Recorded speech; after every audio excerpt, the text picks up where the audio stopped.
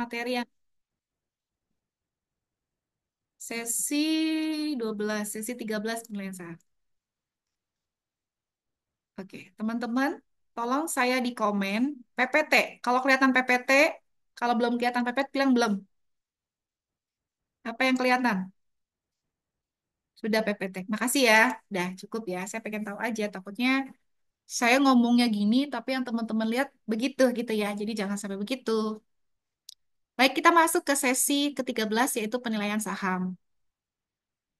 Nah, apa yang disebut dengan penilaian saham?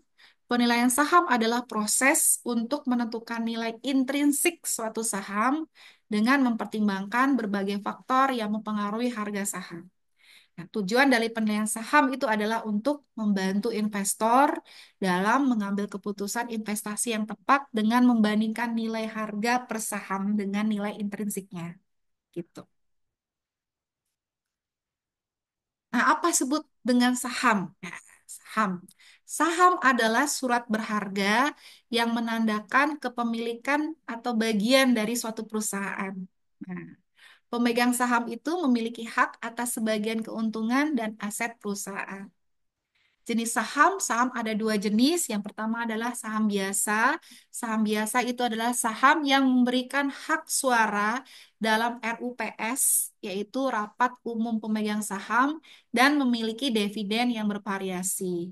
Kemudian ada saham preference. Nah, saham preference itu adalah saham yang memiliki prioritas dalam pembayaran dividennya dan klaimnya ya terhadap aset perusahaan dan jika terjadi likuidasi gitu. Tetapi dia tidak memiliki hak suara gitu. Jadi dia tuh punya prioritas, tapi dia nggak punya hak suara. Kalau saham biasa dia nggak punya eh, apa, eh, prioritas, tapi dia punya hak suara gitu. Nah, aplikasi saham ya, yang pertama adalah sebagai instrumen investasi ya. Di kita bisa membeli saham untuk memperoleh keuntungan serta melalui apresiasi dari harga. Jadi teman-teman yang disebut apresiasi dari harga, teman-teman misalnya beli saham itu sekarang begini, kemudian tiba-tiba di titik tertentu ya, tiba-tiba dalam waktu ke depan itu naik. Nah, itu adalah apresiasi harga. Teman-teman bisa mendapatkan keuntungan dari apresiasi harga dan juga teman-teman bisa mendapatkan dividen. Jadi ketika teman-teman beli saham perusahaan Astra misalnya kayak gitu dan di akhir tahun Astra itu bagi-bagi keuntungan atau bagi-bagi dividen, teman-teman dapat gitu. Jadi ada dua dua dua keuntungan ya membeli saham. Kemudian juga dia sebagai alat pendanaan. Jadi selain dia sebagai instrumen investasi, bisa sebagai alat pendanaan. Jadi ketika perusahaan itu menerbitkan saham untuk mendapatkan dana yang dibutuhkan, ya, ini bisa dijadikan untuk ekspansi ya. Jadi hmm, bisa sebagai jadi dana ini bisa dibutuhkan untuk bisa dipakai untuk ekspansi ataupun juga bisa dipakai untuk operasional perusahaan. Kemudian juga tentu saja diversifikasi portfolio. Jadi jangan hanya sekedar investasi mungkin yang mana gitu ya. Biasanya saham tuh dipakai untuk salah satu instrumen investasi. Jadi dia dipakai untuk diversifikasi portfolio suatu perusahaannya itu ya. Kenapa? Ingat ya, ingat ingat suatu prinsip jangan naruh telur di satu keranjang yang sama kan gitu. Misalnya kita lost di satu tempat, kita masih ada lagi peluang-peluang yang lain. Jadi jangan menaruh telur di satu keranjang yang sama. Jadi bisa jadi dia bisa main di saham, main di obligasi, main tadi bisa kalau forward itu sebagai hedging ya. Tapi bisa juga sih sebagai instrumen investasi ya. Gitu. Nah, pasar saham. Pasar saham adalah tempat transaksi di mana saham itu dijual belikan. Nah, ini dilakukan di Bursa Efek. Ya, kalau Indonesia namanya Bursa Efek Indonesia. Gitu. Di setiap negara punya Bursa Efek sendiri, gitu kan. Nah, di pasar saham itu ya ada terdiri dari ada pasar perdana atau initial public offering atau disebut dengan IPO, gitu kan. IPO itu adalah saham pertama yang diterbitkan ke publik ya oleh perusahaan yang baru go public gitu kan. Kemudian pasar sekunder yaitu tempat saham yang sudah beredar, yang diperdagangkan antar investor. Tujuan penilaian saham adalah untuk menilai apakah saham tersebut undervalued. Jadi kita harus melakukan penilaian saham ya, apakah undervalued itu terlalu murah atau overvalued terlalu mahal, gitu ya. Nah, antara undervalued dan overvalued itu lebih bagus yang mana? Dua-duanya nggak bagus, gitu kan. Hati-hati juga kita sebagai investor kalau melihat yang over ataupun under ya. Kemudian juga membantu investor dalam menentukan keputusan investasi yang tepat, kemudian menilai potensi pengembalian investasi jangka panjang. Nah, perbedaan nilai saham ya, ada nilai pasar yaitu harga saham yang berlaku di pasar, ada nilai intrinsik yaitu nilai dasar yang mencerminkan potensi saham berdasarkan analisis fundamental, ada juga nilai buku yaitu nilai saham berdasarkan ekuitas perusahaan yang tercatat dalam laporan keuangan. Nah, ap- apa sih analisis-analisis untuk menentukan nilai intrinsik dari saham? Ada dua analisis, ada yaitu analisis teknikal, analisis teknikal yaitu dengan menggunakan metode-metode matematis atau statistik, gitu kan? Dan juga analisis fundamental. Kalau analisis fundamental itu melihat bagaimana fundamental perusahaan. Ini dilihat dari laporan keuangannya atau dilihat dari berita-berita yang sedang terjadi, yang lagi viral di perusahaan tersebut itu juga berpengaruh terhadap penentuan nilai intrinsik dari saham. Ya, yang pertama adalah analisis teknikal. Analisis teknikal adalah metode yang digunakan untuk memprediksi pergerakan harga saham di masa lalu, di masa depan ya, dengan menggunakan harga di masa lalu gitu kan. Nah, eh ini cerita ya, Bu Silvana seorang pialang saham dulu sebelumnya ya, pernah kerja di satu perusahaan investasi gitu kan. Tapi mainnya nggak di spot ya, mainnya di indeks dan forex gitu ya waktu itu. Jadi sedikit-sedikit banyak pernah menggunakan analisis teknikal gitu. Jadi dalam statistik ada yang namanya suatu teknik yang namanya time series gitu teman-teman. Jadi dia itu menganalisis bagaimana prediksi ke depan. Nah, kalau bentuk candlestick dari saham itu biasanya bentuknya moving average ya, atau eksponensial bentuknya seperti itu. Nah, ada suatu software di statistik ya, dulu Bu Sylvia menggunakan Minitab ya, itu bisa tuh memprediksi kira-kira berapa sih harga dari kemungkinan yang akan terjadi di detik sekian gitu loh. Keren ya gitu kan. Nah, itu metode-metode statistik dipakai banget di situ gitu. Kalau mau cerita untung atau rugi dulu ya jadi seorang pialang saham, eh, eh, arti apa ya, Bu Silvana setidaknya punya experience gitu. Tapi itu bukan dunianya Bu Silvana gitu karena dunia trading saham itu orang-orang yang menurut Bu Silvana orang-orang yang kuat ya gitu kan karena dia siap untuk loss gitu kan. Karena kan eh, kita ketika kita bermain di investasi itu masalah emosional itu benar-benar harus matang ya di situ ya. Apalagi kalau kita itu trading uang orang ya. Trading uang orang itu yang ngeri. Kalau uang sendiri ya udah gitu kan. Nah itu, dia pakai moving average gitu kan. Kemudian juga bisa melihat dari RSI-nya. Relative Strength Index itu ada tuh indeks di di chartnya itu lihat dia. Jadi dia ngelihat nih. Oh, dia lagi kondisinya dia overbought gitu. Kebanyakan yang beli atau kebanyakan dia jual. Nah, itu bisa dilihat dari situ tuh juga berpengaruh nih posisinya kayak gimana. Karena kan juga sama ya berlaku prinsip supply and demand gitu kan. Terlalu banyak yang beli berarti harganya akan naik. Terlalu banyak yang jual maka harganya akan turun gitu. Bisa lihat dari RSI atau bisa melihat dari Bollinger Bands. Nah, Bollinger Bands itu dari volatilitas harga sahamnya. Ada juga nanti keterangan dari Bollinger Bands.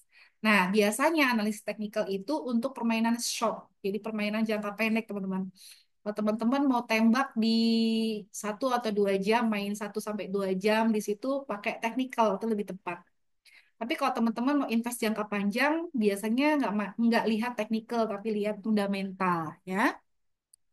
Kemudian nih fundamental analisis fundamental itu pendekatan untuk menilai nilai harga saham dengan menganalisis kondisi keuangannya dia, gitu kan. Kita ngeliat nih bagaimana nih kondisi dia nih lagi gimana nih, kira-kira kalau misalnya kita investnya jangka panjang, gitu kan, ini bakal bagus nggak, gitu kan. Itu fundamental namanya ya. Kemudian bagaimana manajemen perusahaannya, bagaimana siapa aja orang-orang yang berada di posisi itu juga berpengaruh tuh terhadap nilai intrinsik sahamnya gitu. Kan kebetulan Bu Silvana S3-nya kan tentang manajemen keuangan ya. Lagi ngetren banget nih penelitian-penelitian mengenai faktor gender gitu kan. Yang CEO wanita ini ya, jadi ada pengaruh antara gender dengan apa namanya nilai saham gitu kan. Keputusan-keputusan diambil perempuan itu kan biasanya mungkin lebih melibatkan perasaan gitu kan. Kira-kira bagaimana nih? Nah, itu ada tuh, ada penelitian itu lagi keren banget itu, penelitian-penelitian tentang gender, diversity namanya ya. Gitu. Nah, ini manajemen siapa-siapa orang, siapa-siapa aja yang berada di top leader ini juga berpengaruh terhadap nilai sahamnya.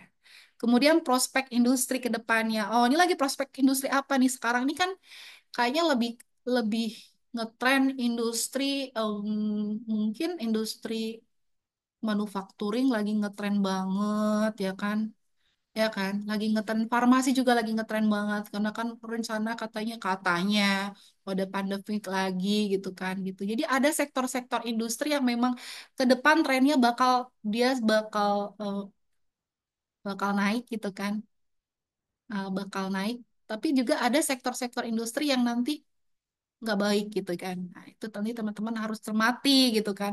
Dan tentu saja perlu juga dicermati bagaimana kondisi makroekonomi suatu negara. Nah, itu bagaimana gitu. Kan bisa jadi teman-teman nggak hanya beli saham lokal kan, saham di Indonesia bisa jadikan saham-saham di luar tuh bisa gitu kan. Karena kita kan di bursa efek tuh kan kita mengelana surfing kemana-mana bisa teman-teman beli saham-saham di luar negeri di Amerika. Amerika tuh lagi jelek ya kondisi ekonominya tuh kayak gimana kan gitu. Nah, komponen dari analisis fundamental lihat dari laporan keuangan, laporan rugi labanya, neracanya, arus kas. Atau teman-teman dari laporan keuangan, teman-teman posisinya liatin langsung ke rasio dari price to earning ratio-nya kayak gimana, price to book value-nya kayak gimana ya, atau ROE-nya gimana gitu. Jadi kalau misalnya lihat laporan keuangan, ini nih bagian-bagian yang penting untuk dicermati gitu kan. Lihat juga bagaimana growth-nya, pertumbuhan pendapatannya bagaimana gitu kan. Daya saingnya gimana. Kemudian bagaimana dia bisa menginovasi produk-produknya. Fundamental ini sekali lagi Bu Silvana sampaikan cocok banget untuk investasi jangka panjang. Kalau investasi jangka panjang, teman-teman ya udah anggap aja duit itu ngendep situ gitu ya. Ngendep aja di situ. Jangan langsung diambil cuma 2 hari, 1 bulan, jangan ngendep. Jadi biasanya jangka panjang. Setahun, 2 tahun, 3 tahun, 4 tahun. Bahkan sampai buat simpenan gitu ya. Buat simpanan kuliah anak-anak nanti ke depan. Beli saham sekarang, ambil nanti 21 tahun lagi atau 10 tahun lagi buat masuk SMP, SMA kan gitu. Nah, kayak gitu. Jadi masuk ke saham yang bagus gitu kan. Jadi kalau zaman dulu ya, waktu saya kan anak-anak apa ya, generasi apa ya?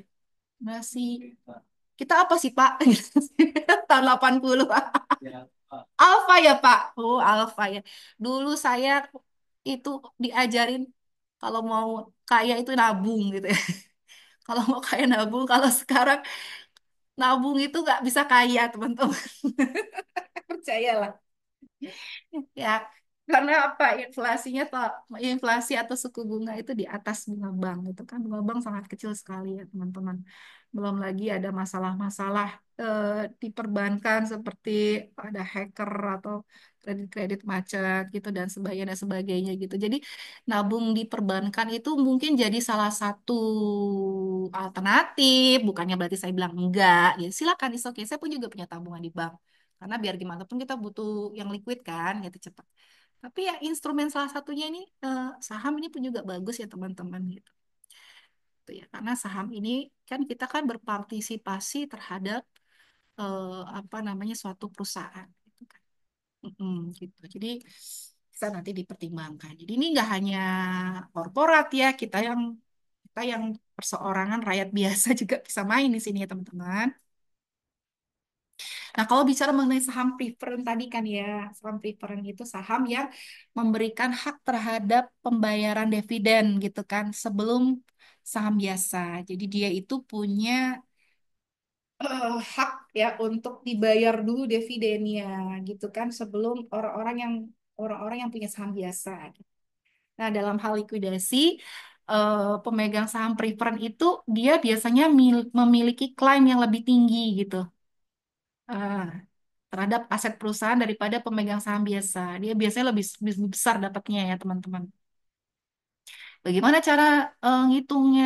Untuk ngitung saham preferen dirumuskan dengan model formula namanya DDM atau Dividend Discount Model ya DDM. Rumusnya saham preferen sama dengan dividen yang diterima dibagi dengan tingkat pengembalian yang diharapkan gitu.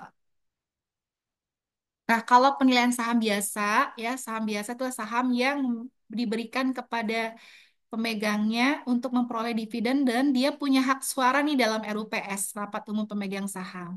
Cara ngitungnya dia ya, jadi pengembalian P-nya dia itu adalah dengan metode yang namanya discounted cash flow atau DCF ya. Rumusnya adalah P sama dengan sigma dari FC FP ya dibagi satu tambah R pangkat T ya. P itu adalah harga saham biasa, FC FT. Jadi pada periode ke T itu adalah free cash flow ya. FCF itu free cash flow. Jadi singkatan dia free cash flow. Pada periode ke T, R-nya itu adalah tingkat diskonto ya. T itu adalah periode time. Biasanya eh, annual ya, yearly gitu kan. Biasanya yearly, karena ini kan saham yearly. Jadi biasanya yearly bukan quarterly gitu, biasanya yearly. Kemudian kalau untuk metodenya bisa menggunakan price to earning atau PE gitu kan. Jadi gunakan rasio PE gitu. Apakah ini sahamnya undervalued atau overvalued gitu kan. Penilaian saham adalah proses yang sangat penting untuk pengambilan keputusan investasi, ya. Ada analisis teknikal dan fundamental, ya, sehingga di situ investor bisa menentukan apakah saham itu layak dibeli, dijual, atau ditahan berdasarkan nilai intrinsiknya. Nah, penghitungan ini tuh ada lembaganya sendiri, teman-teman. Ya, kecuali kalau teman-teman mau belajar sendiri juga bisa ya. Bisa belajar sendiri karena untuk main ke spot itu sebenarnya nggak perlu pakai maklar gitu kan, bisa main sendiri, tapi ada lembaga yang memang di sini kan ahli-ahli keuangan gitu yang bisa tahu, yang bisa memang dia concern ke situ, jadi ada istilahnya ada konsultannya gitu, teman-teman bisa menggunakan jasanya gitu ya, tapi tentu aja ada fee ya. Setiap jenis saham, biasa atau preference memiliki karakteristik dan pendekatan penilaian yang berbeda. Oleh karena itu, pengalaman tentang pasar, tujuan penilaian saham, serta alat analisis yang tepat sangat membantu untuk mencapai keputusan investasi yang optimal. Ini saya jam ya, teman-teman. Silakan nanti teman-teman pelajari, ini sudah ada. Ya, oke, terakhir, satu lagi.